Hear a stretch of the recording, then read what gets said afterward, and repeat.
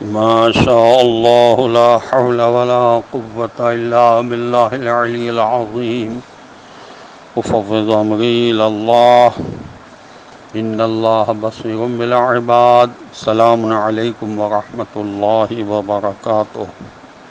اللہ تبارک و تعالیٰ کا شکر ہے کہ اس نے مجھے یہ توفیق عنایت فرمائی کہ میں کراچی سے تاج العلماء مولانا محمد نقی نجفی علی اللہ مقامہ کا پوتا علی احمد آپ کی خدمت میں سورہ مبارک انبیاء کے آخری رکوع کی آیات کے ساتھ حاضر خدمت ہوں۔ سورہ انبیاء قرآن مجید کا 21 نمبر کا سورہ ہے اور اس کا آخری رکوع نمبر 7 ہے۔ رکوع نمبر 7 میں 20 آیات ہیں جن کے نشانات ہیں 93 سے لے کر 112 تک۔ آیت نمبر 93 سے میں تلاوت کا شرف حاصل کر رہا ہوں۔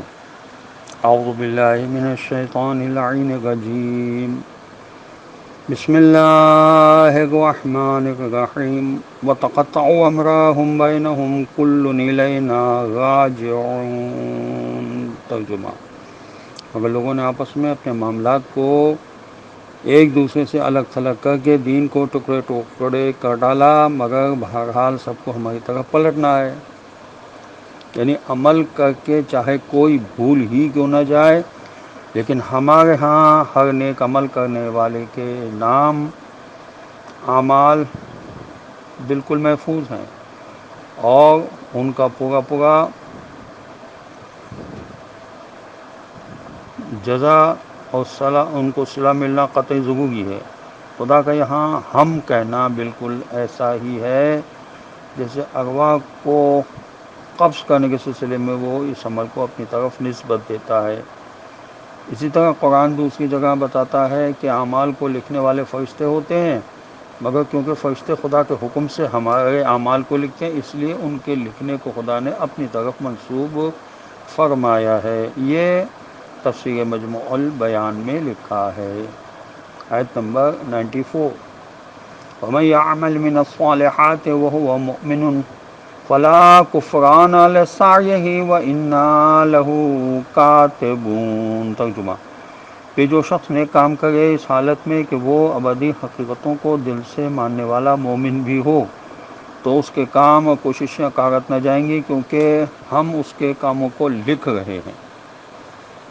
خدا کا فرمانا فَمَن يَعْمَلْ مِنَ الصَّالِحَاتِ، یعنی جو کوئی اچھے اعمال بجا لائے، یہاں من تبعیض کے لیے استعمال ہوا ہے۔ اس سے محققین نے نتیجہ نکالا کہ نجات کے لیے تمام اعمال صالح کا انجام دینا ضروری نہیں، اگر کچھ نیک اعمال بھی بجا لائے جائیں تو نجات ممکن ہے۔ سبحان اللہ۔ اور اعمال کی قبولیت کی شرط ایمان ہے۔ خدا نیک اعمال بجا لانے والوں کا قدردان ہے۔ یہ تفسیر نمونہ میں لکھا ہے۔ آیت نمبر 95، وَحَرَامٌ عَلَىٰ قَرْيَةٍ أَهْلَكْنَاهَا أَنَّهُمْ لَا يَرْجِعُونَ۔ ترجمہ: اور یہ ہرگز ممکن نہیں کہ جس بستی کو ہم نے تہس نہس کر کے تباہ کر ڈالا کہ وہ دنیا میں پلٹ کر واپس آئیں۔ علامہ علی نقی صاحب نے اپنی تفسیر فصل الخطاب میں لکھا ہے کہ یہ آیت رجعت سے متعلق بتائی گئی ہے۔ اب جو لوگ رجعت کے قائل نہیں، وہ لوگ اس آیت کی عجیب و غریب تعویلیں کرتے ہیں۔ کوئی صاحب لا کو غائب بتاتے ہیں، یعنی اس دنیا میں ناممکن ہے کہ وہ واپس آئیں۔ کوئی صاحب حرام کے معنی واجب لکھتے ہیں، یعنی لازم ہے کہ وہ قومیں اب واپس نہیں آئیں گی۔ غرض غلط بات کو ثابت کرنے کے لیے اسی طرح کی قلہ بازیاں کھانی پڑتی ہیں۔ تفسیر انوار النجف میں لکھا ہے کہ پس یہ آیت مجیدہ زمان رجعت کو ثابت کر رہی ہے، کیونکہ قیامت کے دن تو ہر مومن اور کافر کو پلٹایا جائے گا۔ عذاب شدہ لوگوں کا واپس نہ پلٹایا جانا صرف رجعت کے زمانے کے لیے ہے، اور رجعت پر اس قدر اعتقاد رکھنا کافی ہے کہ حضرت صاحب الزمان عجل اللہ تعالی فرجہ شریف کا جب ظہور ہوگا تو حضرت عیسیٰ علیہ السلام چرخ چہارم سے اتر کر ان حضرت علیہ السلام کے اقتداء میں نماز پڑھیں گے اور خاص مومن زندہ ہو کر ان کے ہمراہ ہوں گے۔ اور آل محمد علیہ الصلوۃ والسلام کے خاص دشمنوں کو پلٹا کر دنیاوی سزا دی جائے گی، پس رجعت حق اور اس پر اعتقاد ایمان ہے۔ آیت نمبر 96، حتی اذا فتحت یاجوج و ماجوج وهم من کل حدب ینسلون، ترجمہ یہاں تک کہ جب یاجوج و ماجوج کھول دیے جائیں گے اور ہر بلندی سے نکل کر پل پڑیں گے، یعنی قیامت کے قریب کے زمانے میں سد سکندری منہدم ہو جائے گی اور یاجوج و ماجوج کو پھیلنے کا موقع مل جائے گا، پس وہ بلندی سے اترتے ہوئے ہر وادی سے نکلتے ہوئے نظر آئیں گے۔ تفسیر انوار النجف میں لکھا ہے، حضور اکرم صلی اللہ علیہ وسلم نے فرمایا کہ جب یاجوج و ماجوج حملہ کریں گے تو اس وقت قیامت اس قدر قریب ہوگی جیسے پورے پیٹ والی حاملہ عورت کہ جس کے بارے میں نہیں کہہ سکتے کہ وہ کب بچہ جن دے، رات کو یا دن کو۔ اور شیخ الاسلام عثمانی نے اپنی تفسیر میں لکھا کہ یہ لوگ اتنی کثرت سے ہوں گے کہ ہر بلندی و پستی پر چھا جائیں گے، کوئی انسانی طاقت ان کو روک نہ سکے گی، ہر ٹیلے پہاڑ پر ان کا قبضہ ہوگا۔ آیت نمبر 97، واقترب الوعد الحق فإذا هي شاخصة أبصار الذين كفروا يا ويلنا قد كنا في غفلة من هذا بل كنا ظالمين، ترجمہ اور ہمارے سچے وعدے کے پورے ہونے کا وقت قریب آ لگے گا تو یکایک جن لوگوں نے ابدی حقیقتوں کا انکار کیا تھا ان کافروں کی نگاہیں پتھرا کر پھٹی کی پھٹی رہ جائیں گی اور وہ چیخ و پکار کر رہے ہوں گے کہ برا ہو ہمارا، ہائے ہماری کمبختی اور بدبختی، ہم اتنی بڑی چیز کی طرف سے غفلت میں پڑے رہے، بلکہ ہم تو بڑے ہی ظالم، خطا کار اور قصوروار تھے۔ آیت نمبر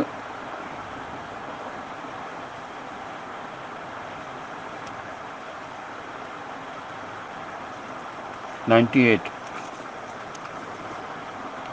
انکم وما تعبدون من دون اللہ حسب جہنم انتم لہا واردون، ترجمہ اس میں تو کچھ شک ہی نہیں ہے کہ تم اور تمہارے وہ خدا جنہیں تم اللہ کو چھوڑ کر پوجتے ہو وہ سب جہنم کا ایندھن ہیں اور تم کو بھی وہیں وارد ہونا ہے۔ حضرت امام جعفر صادق علیہ السلام سے روایت ہے کہ جناب رسول خدا صلی اللہ علیہ وسلم نے فرمایا کہ اللہ تعالیٰ قیامت کے دن ہر اس چیز کو جس کی خدا کے سوا عبادت کی جاتی تھی حاصل کرے گا، وہ چاند، سورج ہو یا کوئی بھی چیز ہو، پھر اس کے پجاریوں، عبادت کرنے والوں سے پوچھے گا کہ تم اس چیز کی عبادت کیوں کرتے تھے؟ ہر مشرک کہے گا اے ہمارے مالک، ہم تو ان چیزوں کی عبادت اس لیے کرتے تھے کہ یہ ہمیں تجھ سے قریب کر دیں۔ آیت نمبر 99، لو کان ہؤلاء آلہۃ ما وردوها وَكُلٌّ فِيهَا خَالِدُونَ، ترجمہ اگر یہ واقعی معبود ہوتے تو جہنم میں نہ جھونکے جاتے، مگر اب تو ان سب کے سب کو اسی جہنم میں ہمیشہ ہمیشہ رہنا ہے۔ تفہیم القرآن میں علامہ مودودی صاحب نے لکھا ہے کہ اس وقت اللہ تعالیٰ فرشتوں کو حکم دے گا کہ ان کو بھی اور جن کی یہ لوگ عبادت کرتے تھے ان کو بھی جہنم میں جھونک دو، سوا ان کے جن کو ہم نے مستثنی قرار دیا ہے، لیکن صرف وہی جھوٹے خدا جنہوں نے خود خدا بننے کی کوشش کی تھی اور ان کے پرستار واصل جہنم ہوں گے۔ آیت نمبر 97،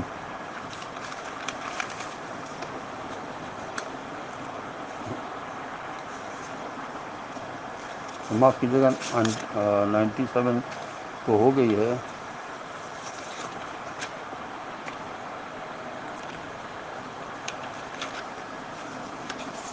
اور 98 اور 99 بھی ہو گئی۔ اب معاف کیجیے گا اس آیت نمبر 100 کی تلاوت کا شرف میں حاصل کر رہا ہوں۔ لہم فیہا زفیر وہم فیہا لا یسمعون، ترجمہ اس میں ان کی چیخ و پکار ہوگی اور وہاں ان کا یہ حال ہوگا کہ انہیں کان پر یہ آواز تک نہ سنائی دے گی۔ زفیر لفظ استعمال ہوا ہے، یہ ایسی چیخ و پکار کی آواز کو کہتے ہیں جس کے ساتھ ساتھ سانس کی آواز بھی آ گئی ہو۔ بعض دوسرے ماہرین نے لکھا کہ خچر کی کرخت آواز کے ابتدائی حصے کو ضفیر کہتے ہیں اور آخری حصے کو شہیق کہتے ہیں۔ اور مفردات امام راغب میں یہ بھی لکھا ہے کہ غرض یہاں مراد ایسا نالہ و فریاد ہے جو بلا کے غم اور شدت کی تکلیف کے نتیجے میں ہوتا ہے۔ تفسیر جلالین میں لکھا ہے کہ مطلب یہ ہے کہ شور، چیخ و پکار اور آوازاری اس قدر شدید ہوگی کہ کان پڑی آواز تک نہ سنائی دے گی۔ آیت نمبر 101، ان الذین سبقت لهم من الحسنی اولئک عنہا مبعدون۔ ترجمہ رہے وہ ایماندار لوگ جن کے لیے ہماری طرف سے بھلائی اور اچائی کا ان کی نیکیوں کے سبب سے پہلے ہی فیصلہ ہو چکا ہے کہ وہ لوگ اس جہنم سے دور رکھے جائیں گے۔ صواعق محرقہ میں لکھا ہے کہ یہاں شیعان علی علیہ السلام سے مراد ہم اہل سنت والجماعت ہیں، کیونکہ ہم ہی اصل میں علی علیہ السلام کے دوست ہیں، اور جو لوگ خود کو شیعہ کہتے ہیں وہ شیعان علی نہیں بلکہ غلو کرنے والے ہیں، یعنی حضرت علی سے محبت کا اظہار اس حد تک کر دیا کہ جو مولا علی علیہ السلام کی فضیلتوں کو مانتے ہیں ان کو غالی کہہ دیا۔ آیت نمبر 102، لا يسمعون حسیسها وهم فيما اشتهت انفسهم خالدون۔ ترجمہ وہ جنتی تو اس کی آہٹ یا سرسراہٹ تک نہ سنیں گے، وہ اپنی من پسند چیزوں میں ہمیشہ ہمیشہ رہیں گے۔ تفسیر ماجد میں لکھا ہے کہ جنت کی سب سے خاص امتیازی خصوصیت ایک مختصر فقرے میں یہ بتا دی گئی کہ وہ جس جگہ ہوگی وہ ایسی جگہ ہوگی جہاں سب کچھ انسان کی مرضی کے عین مطابق ہوگا، موسم ہو، ہوا ہو، مشغلہ یا تفریحات ہوں، غذا یا تعیشات، سب کے سب جنتیوں کی مرضی کے عین مطابق ہوں گے۔ پھر یہ کیفیت عارضی یا وقتی بھی نہ ہوگی بلکہ دائمی، سرمدی، ابدی، لازوال اور غیر منقطع ہوگی۔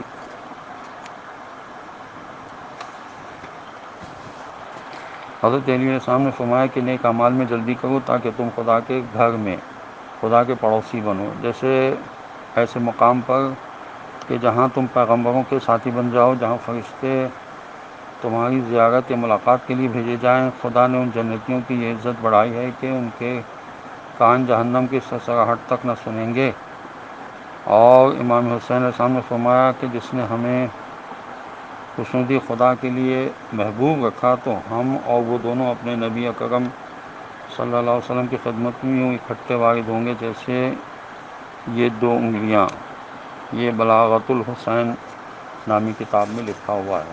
آیت نمبر 103، لا يحزنهم الفزع الأكبر وتتلقاهم الملائكة هذا يومكم الذي كنتم توعدون۔ ترجمہ انہیں قیامت کی وہ سب سے بڑی گھبراہٹ کسی قسم کا کوئی رنج نہ پہنچائے گی اور نہ پریشانی کرے گی۔ فرشتے بڑھ بڑھ کر ان کو ہاتھوں ہاتھ لیتے ہوئے ان کا استقبال کریں گے کہ یہی ہے تمہارا وہ دن جس کا تم سے وعدہ کیا جا رہا تھا۔ عرفا نے نتیجہ نکالا کہ اہل اللہ کو دائمی سکون حاصل رہتا ہے اور خدا کی عظمت کے احساس سے جو خوف ان کے دلوں پر حاوی رہتا ہے وہ اس سکون کے منافی نہیں ہوتا۔ وہ خوف تو اصل میں ابدیت اور معرفت خداوندی کا منطقی تقاضا ہوتا ہے۔ یہ علامہ تھانوی نے اپنی تفسیر میں لکھا ہے۔ آیت نمبر 104، یوم نطوی السماء کطی السجل للکتب کما بدانا اولا خلق نعید وعدا علینا ان کنا فاعلین۔ ترجمہ وہ دن جب ہم آسمان کو یوں لپیٹ کر رکھ دیں گے جس طرح کاغذ کے خطوط یا طومار لپیٹ دیے جاتے ہیں، غرض جس طرح پہل ہم نے اپنے مخلوق کی پیدائش کی ابتدا کی تھی، پھر اسی طرح ہم اس کو پلٹائیں گے اور دہرائیں گے۔ یہ ایک وعدہ ہے جس کا پورا کرنا ہمارے ذمہ ہے، یقیناً ہم ایسا ہی کریں گے۔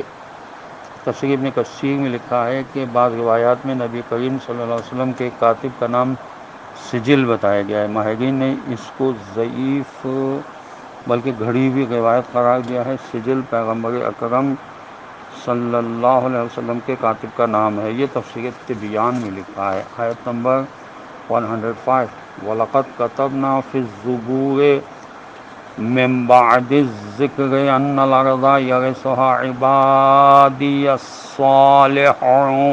ترجمہ: بے شک ہم نے ذکر مراد توریت یا تمام انبیاء علیہ السلام کی کتابیں یا لوح محفوظ کے بعض زبور میں بھی یہ لکھ چھوڑا ہے کہ آخرکار زمین کے وارث و مالک میرے نیک بندے ہی ہوں گے۔ تفسیر صافی میں بحوالہ مجموع البیان لکھا ہے کہ حضرت امام محمد باقر علیہ السلام سے روایت ہے کہ جناب رسول خدا صلی اللہ علیہ وسلم نے فرمایا، وہ نیک بندے جن کا ذکر اس آیت میں ہے حضرت امام مہدی عجل اللہ تعالیٰ فرج الشریف اور ان کے اصحاب ہوں گے۔ آیت نمبر خدا میں ان میں شامل فرمائے۔ آیت نمبر 106، اِنَّ فِي هَٰذَا لَبَلَاغًا لِّقَوْمٍ عَابِدِينَ۔ ترجمہ: حقیقتاً اس میں ایک بہت بڑی خبر اور ایک عظیم پیغام ہے ان لوگوں کے لیے جو ہماری بندگی کا احساس زیادہ رکھتے ہیں، جو ہماری عبادت کرنے والے ہیں۔ تفہیم القرآن میں علامہ مودودی صاحب نے لکھا ہے کہ ہم دیکھ رہے ہیں کہ ساری کائنات خدا کی مکمل اطاعت کر رہی ہے، جگہ جگہ خدا کی مرضی پر چل رہا ہے۔ اسی لیے آج ہمارے کمپیوٹر اتنا صحیح حساب کر لیتے ہیں کہ ہماری چاند گاڑی یا خلائی گاڑیاں بڑی تیزی سے حرکت کر کے مقررہ جگہ پر جا پہنچتی ہیں، جبکہ تمام چاند، تارے، زمین اور کرے بڑی تیزی سے حرکت کر رہے ہوتے ہیں۔ اس کے باوجود ہمارے حساب کتاب کا سیکنڈ سیکنڈ درست ہونا یہ بتاتا ہے کہ کائنات کا پورا نظام کسی باقاعدہ مرتب حساب کتاب کے مطابق حرکت کر رہا ہے۔ اگر یہ سارا نظام ایک سیکنڈ کے 100ویں حصے کے برابر بھی اپنی مقررہ رفتار سے ہٹ جائے یا کم یا زیادہ ہو جائے تو نہ معلوم ہمارے خلائی جہاز کہاں سے کہاں نکل جائیں۔ آیت نمبر 107، وَمَا أَرْسَلْنَاكَ إِلَّا رَحْمَةً لِّلْعَالَمِينَ۔ ترجمہ: اور کیونکہ ہم نے جو آپ صلی اللہ علیہ وسلم کو بھیجا ہے وہ دراصل تمام جہانوں کے لیے رحمت بنا کر بھیجا ہے۔ تفسیر مجموع البیان میں حضرت ابن عباس کا قول ہے کہ عالمین کے لیے رحمت سے مراد بلا تفریق مذہب و ملت سارے عالمین کے لیے رسول صلی اللہ علیہ وسلم کا سراسر رحمت ہی رحمت ہونا ہے، خواہ وہ مومن ہو یا کافر، نیک ہو یا بد۔ اب جو لوگ نہیں مانتے رسول صلی اللہ علیہ وسلم کو تو رسول صلی اللہ علیہ وسلم ان پر بھی مہربان ہیں اور ان کے لیے بھی چاہتے ہیں کہ وہ خدا کو مانیں، دین اسلام کو قبول کر لیں۔ آیت نمبر 108، قُلْ إِنَّمَا يُوحَىٰ إِلَيَّ أَنَّمَا إِلَٰهُكُمْ إِلَٰهٌ وَاحِدٌ وَهَلْ أَنتُم مُّسْلِمُونَ۔ ترجمہ: اس لیے آپ صلی اللہ علیہ وسلم فرما دیں کہ میرے پاس تو یہی پیغام بطور وحی کے آتا رہا ہے کہ تم سب کا معبود صرف ایک خدا ہے، تو کیا اب تم اس کی بارگاہ میں مسلمان ہو کر سر اطاعت جھکاتے ہو؟ لفظ انما سے آیت شروع ہوتی ہے جو کلمہ حصر ہے۔ اس سے یہ حقیقت واضح ہو جاتی کہ اسلام کی تمام تعلیمات کا خلاصہ توحید کا پیغام ہے۔ اسی لیے سارے اصول و فروع احکام کی حقیقت توحید کے سوا کچھ نہیں۔ توحید صرف اصول دین کا ایک اصول ہی نہیں ہے بلکہ ایک دھاگے کی طرح ہے جو تمام تسبیح کے دانوں کو ملائے رکھتا ہے۔ یہ توحید ایک روح ہے جو دین کے بدن میں پھونکی گئی ہے اور سارے جسم پر محیط ہے۔ دین کی اصل مشکل شرک اور شرک کے مظاہر سے باہر نکلنا ہے، تمام بتوں کو توڑنا ہے، خاص کر انسانی طاغوتوں کو۔ یہ تفسیر نمونہ میں لکھا ہوا ہے۔ آیت نمبر 109، وَإِن تَوَلَّوْا فَقُلْ آذَنْتُكُمْ عَلَىٰ سَوَاءٍ وَإِنْ أَدْرِي أَقَرِيبٌ أَمْ بَعِيدٌ مَّا تُوعَدُونَ۔ ترجمہ: اگر وہ اب بھی منہ پھیر لیں تو آپ صلی اللہ علیہ وسلم فرما دیں کہ میں نے تو تم سب کو برابر علی الاعلان انکار حق کے برے انجام سے اچھی طرح خبردار کر دیا ہے۔ اب یہ بات میں نہیں جانتا کہ وہ قیامت جس کا تم سے وعدہ کیا جا رہا ہے قریب ہے یا دور، بہت جلد آئے گی یا دیر سے۔ تفسیر طبیان میں لکھا ہے کہ مطلب یہ ہے کہ میں نے خدا کریم کا پیغام توحید تم سب کو بلا تفریق یکساں طور پر پہنچا دیا۔ میں نے یہ نہیں کیا کہ کسی ایک کو کوئی ایسی بات بتا دی ہو جسے دوسروں سے چھپایا ہو۔ آیت نمبر 110، انه یعلم الجہر من القول ویعلم ما تکتمون، ترجمہ مگر یہ حقیقت ہے کہ خدا ہر وہ بات جانتا ہے جو بلند آواز سے کہی جاتی ہے یا جسے تم چوری چھپے کیا کرتے ہو۔ تفسیر نمونہ میں لکھا ہے کہ آیت کا مطلب یہ ہے کہ اے حق دشمنوں، یہ تصور بھی اپنے ذہن میں نہ لانا کہ تمہیں سزا ملنے میں اس لیے دیر ہو گئی ہے کہ خدا کو تمہاری ان بدمعاشیوں کا علم نہیں ہے۔ نہیں، ہرگز ایسا نہیں ہے۔ وہ تو تمہاری چھپی ہوئی باتوں سے بھی زیادہ تمہاری نیتوں کو بھی خوب جانتا ہے، کیونکہ خدا کا علم لامحدود ہے، اس کے لیے غیب و شہود ایک ہیں۔ آیت نمبر 111۔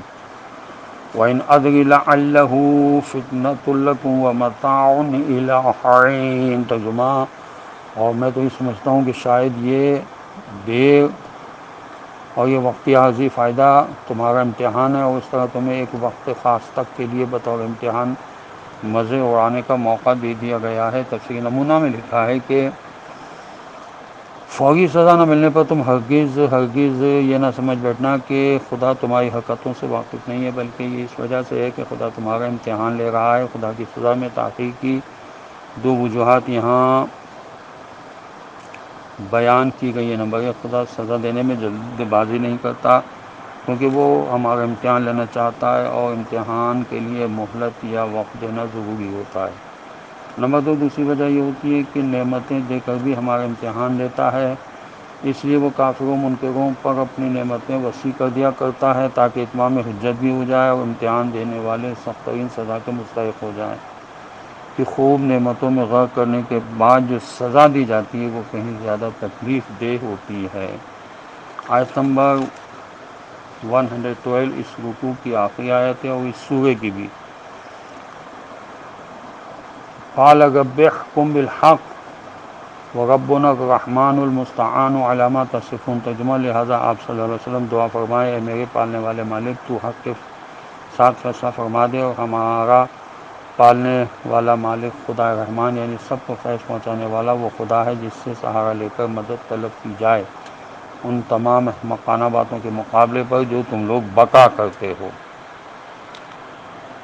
خدا پر توکل کے سلسلے میں تفسیر جلالین میں لکھا ہے کہ دعا کے عالم میں خدا نے ہمیں یہ تعلیم دی ہے کہ ہم کہیں رحمان ہی ہماری مدد کا سہارا ہے۔ مطلب یہ کہ اے کافروں، حق دشمنوں، تم میرے خلاف یہ منصوبے بنا رہے ہو، ہمارا رحم کرنے والا مالک رحمان تمہارے ان تمام منصوبوں سے ہمیں بچانے کے لیے کافی ہے، کیونکہ وہ سب کو فائدے پہنچانے والا خدا ہمارا مددگار اور ہمارا سہارا ہے۔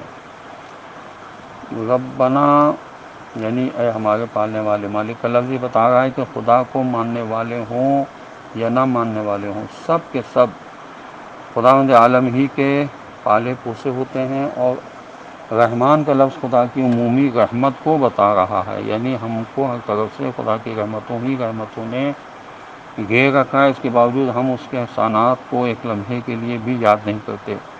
اور آخر میں ہمیں یہ تعلیم دی گئی ہے کہ ہم یہ کہیں کہ ہم خدا سے مدد طلب کرتے ہیں، یہ کہہ کر ہم کافروں کو یہ بتاتے ہیں کہ ہم اکیلے نہیں ہیں، خدا جو کائنات کی سب سے بڑی طاقت ہے ہمارا مددگار اور سرپرست ہے۔ یہ تفسیر نمونہ میں لکھا ہے۔ خداوند عالم کی بارگاہ میں دعا ہے کہ پروردگار ہمیں قرآن پڑھنے، سمجھنے اور اس پر عمل کرنے کی توفیق نصیب کرے، اور وارث قرآن حضرت امام زمانہ عجل اللہ تعالی فرجہ شریف کے ظہور میں خدا جل ظہور فرما دے، اور ہمیں ان کے اعوان و انصار میں شامل ہونے کی توفیق عطا فرما دے۔ وآخر دعوانا ان الحمد للہ رب العالمین۔ السلام علیکم ورحمۃ اللہ وبرکاتہ، وصلی اللہ علی محمد وعلی آلہ الطیبین الطاہرین المعصومین المظلومین۔